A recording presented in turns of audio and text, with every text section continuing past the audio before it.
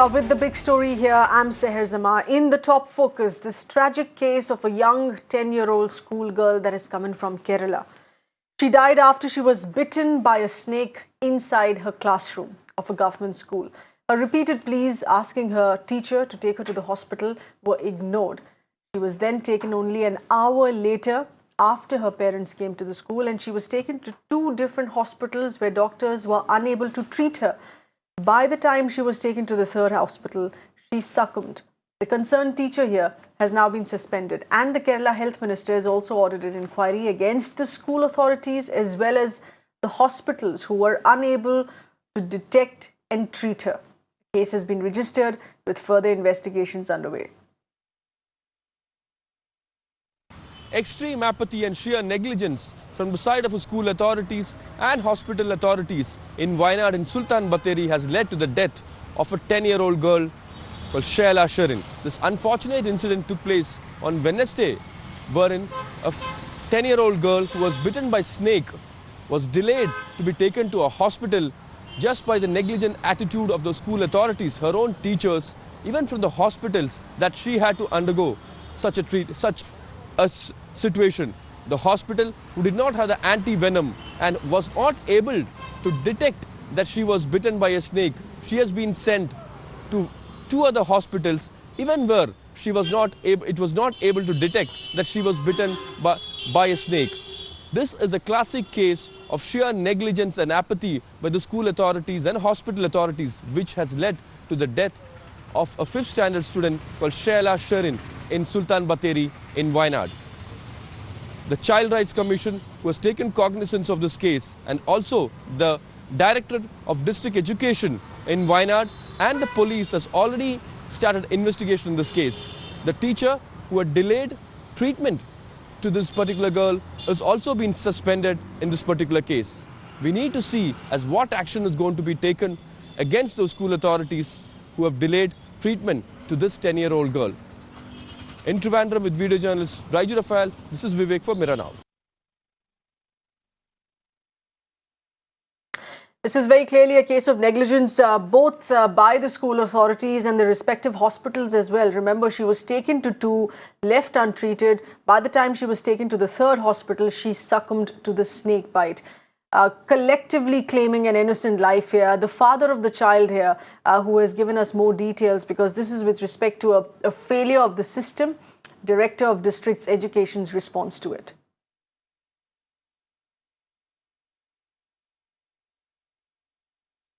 We'll get in more details here on that in just a bit. Some expert voices are going to be speaking to us here on this, because with respect to a state such as Kerala, which is usually been topping the figures as far as education, as far as literacy, as far as health benefits there is concerned. Now, this is a case wherein which you have both the school authorities as well as hospitals. Two hospitals having failed a child. These images that we are playing out of earlier protests that had taken place by parents. Parents of the school had protested against the school administration, against the principal, to the extent that the police had to be called in here on this as well. Our correspondent Sanjana is getting us further details here on the negligence, further inputs while these investigations here are on what exactly caused the delay. Why was the teacher reluctant to attend to her call? Sanjana. Right, Seher, what we're seeing right now is really a case of sheer negligence, and the sad part and the most glaring part about this entire case is that this young girl could have actually been saved. What we're seeing right now on our screens are the several delays, rather the lapses that took place in the case. For one, the school lied about the cause. So when the father actually reached the school, he was told that the girl fell into a little hole in the classroom, and that's exactly how she got hurt. Now, there are other students in the class that continued to say, that continued to talk about how this girl was sitting in the chair with the bandage, she was crying, but the teachers continued to ignore this child's pleas. Let me just take you through some of the shots that we've actually got from this spot, Seher. This is the desk where Sherin actually sat. This is the hole under the desk. Now, it is believed that the snake came out from this particular hole, and that's when he bit Sherin.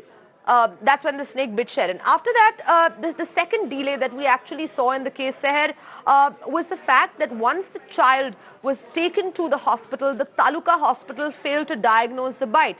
So they even had the anti-venom at that point of time. So Sherin could have actually even been saved immediately. But because the hospital failed to diagnose it as a snake bite, there was further delay. Perhaps the most glaring part about this is the third delay that took place in the case, Seher, where this girl was then taken 90 kilometers away to the next hospital. So, one after the other, there's been negligence on all fronts, Seher. Not only has there been this whole, so that in itself is glaring and talking about the infrastructure that is in shambles in the school, but more importantly that the school authorities and the teachers completely ignored this child's cries. They lied to the parents, which actually should have been done immediately so that action could have been taken, Seher. Well, Sanjana, stay on with us. Thank you for getting us those inputs here. But let's also get a hang of why this was so difficult to be detected when she was taken to hospitals. We have Dr. Bhaumik with us, who's from the George Institute for Global Health. Dr. Bhaumik, thank you for being with us. Is it shocking that two hospitals could not identify and fix and cure the problem here? She had to be taken to another third hospital, and precious time was lost because this was a case of a snake bite, and she eventually succumbed. Yes, I think one of the key things with snakebite is that it is a neglected tropical disease, and it is something which is actually not just in Kerala, is a big public health problem in India, and we don't have any national health strategy to address this, or even state level strategies are not there. And it's true that India is responsible for half the number of global deaths due to snake bite which happen. So, and that is about estimated to be 46,900 deaths every year happening in India due to snake bite. So, and the problem is that it is at multiple levels, and this is a problem of rural and tribal areas, people who don't have political voice, Right. unlike communicable diseases, and Dr. hence it's a Bhaumik, I apologize for that interruption, but these are staggering figures. I mean, this is a shocking figure that you've just quoted in informing us the number of cases of snake bites that we have in India, and yet there is no official formal health program to address this, to the extent that even local hospitals or bigger hospitals find it difficult. Are you saying it's difficult just to identify, or once identified, it's difficult to treat as well? Or is it on both fronts? It is actually on multiple fronts. So it's actually, and this is a problem which is globally in terms of identifying snake bite, because nobody wants to do the research on diseases for the poor.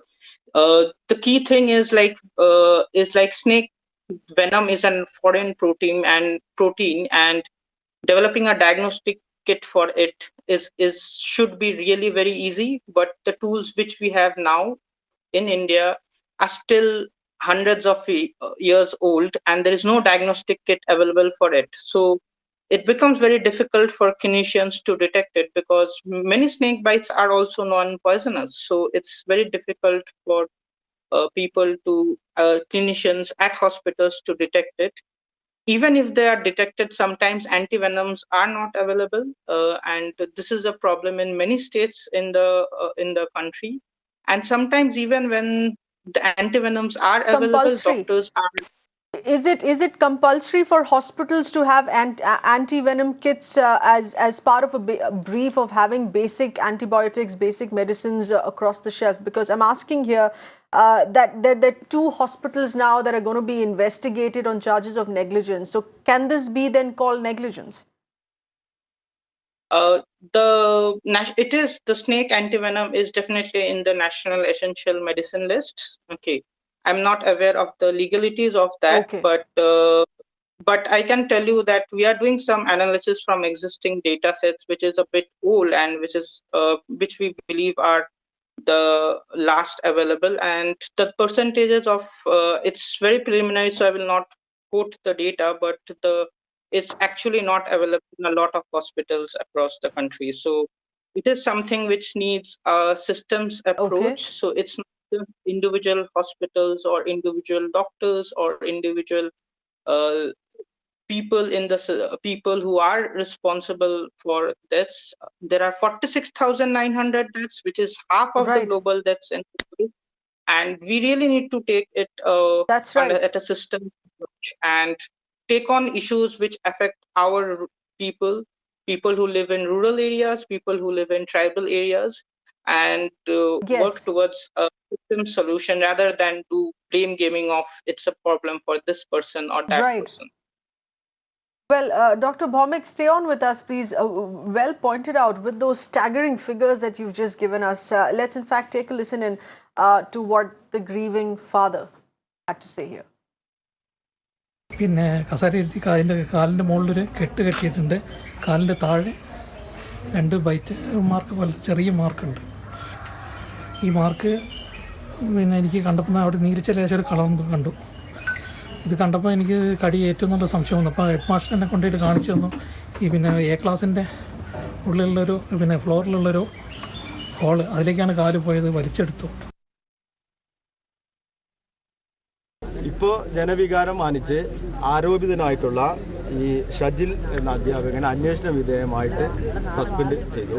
മറ്റ് അധ്യാപകർക്കൊക്കെ memo കൊടുത്ത് ആരൊക്കെയാണ് അതിൽ അവരിൽ നിന്ന് മറുപടി വാങ്ങിയതിന് ശേഷം പിന്നീട് അവരുടെ പേരിൽ ആവശ്യം വേണമെങ്കിൽ നടപടി. ഈ 2 റൂമുകൾ ഇപ്പോൾ ഈ പറഞ്ഞ ഈ റൂമുകളിൽ എല്ലാം ശരിയാക്കിയതിന് ശേഷം അവിടെ ക്ലാസ് ആരംഭിക്കും.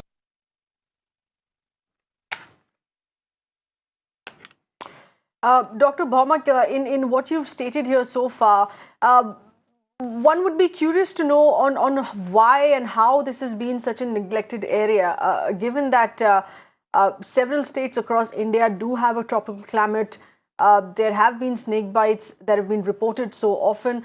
How has this area in the health department remained so neglected? I think there are various issues because of which snakebite has been traditionally neglected. And I think one of the big issues is this is a problem of people who lack political voice. People in cities who have heart disease, who have diabetes, they can talk about their problems. So it's very important it's very easy for them to get their issues in the agenda. Okay.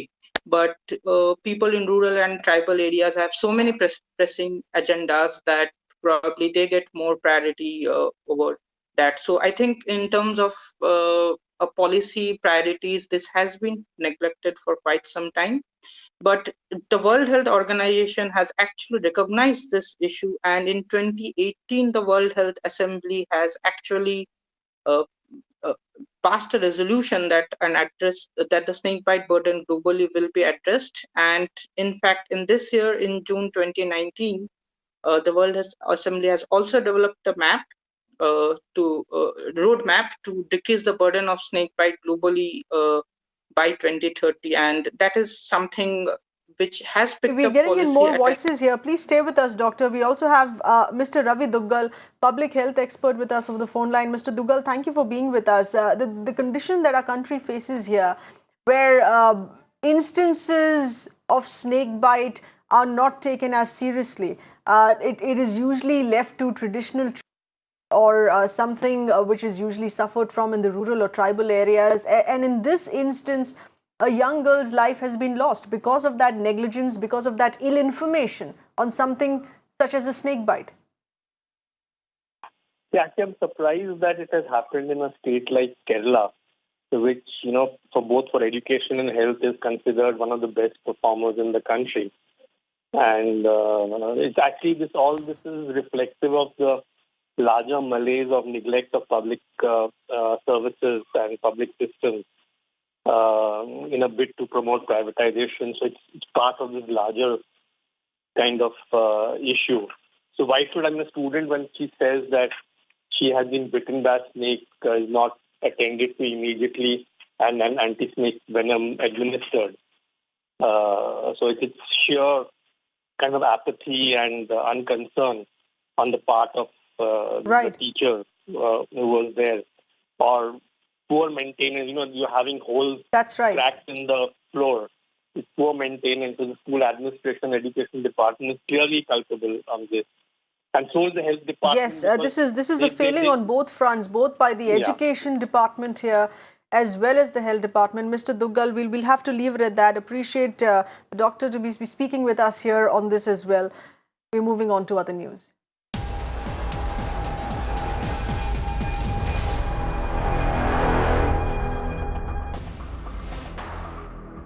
In the latest, that has been officially confirmed by the police on the Nithyananda case, saying that he is untraceable, also saying that he has fled the country. This is coming in from the police. Nithyananda making excuses. Watch this video first that he's just released here. He has released this digitally. He continues to live stream his sermons. And he's also spoken out in his defense in one of these videos, the latest here, which is just out, saying that he's being framed. Don't even think I am overacting or overreacting. If you listen to all the kids, their videos, understand all the kids talking. I am not giving any opinionated news. I am just giving you facts. If one kid is saying, we can say, oh, that kid has been trained to lie. All the kids are saying simultaneously same thing. All kids cannot be trained to lie. We need to know that. And let us get more details before I give you more conclusions and facts. Roughly, based on the input from the multiple kids through their videos,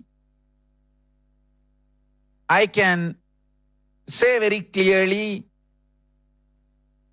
not any opinionated news, facts, simple facts.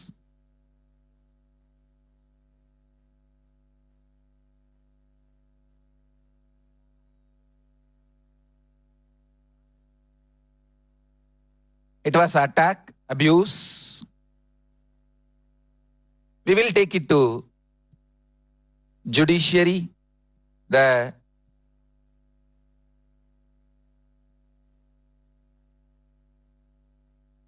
Yogini Sarvajana administration may take it to judiciary to get the justice. Let's hope we will get the justice.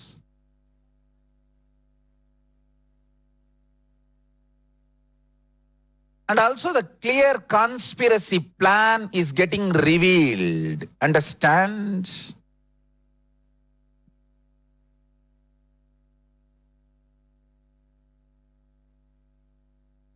Whatever I was revealing, now all that plan is getting clearly proven with evidences, like first separating me and the Sangha by constant assassination attempts and the gang coming and sitting inside the campus as we are an open organization, doing all the crimes inside the organization, creating evidences and trying to twist as if the crime is done by me or by my words instigated, attacking the loyal people who are loyal and integrated to the Sangha's core ideology, and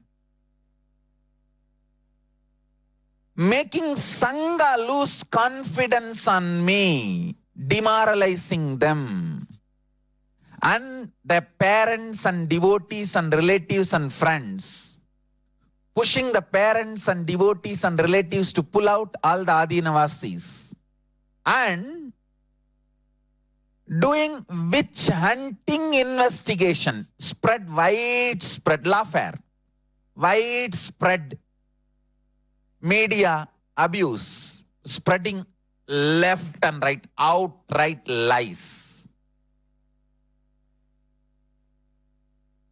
abuses, negative false informations using media, social media, and then initiating witch hunting investigations and arresting the administrators, forcing them to confess to the crimes which they have not done, and forcing them to implicate me into the crimes which has not happened. First spreading false informations using social media and media, then filing a false case, then arresting the administrators, Adinavasis,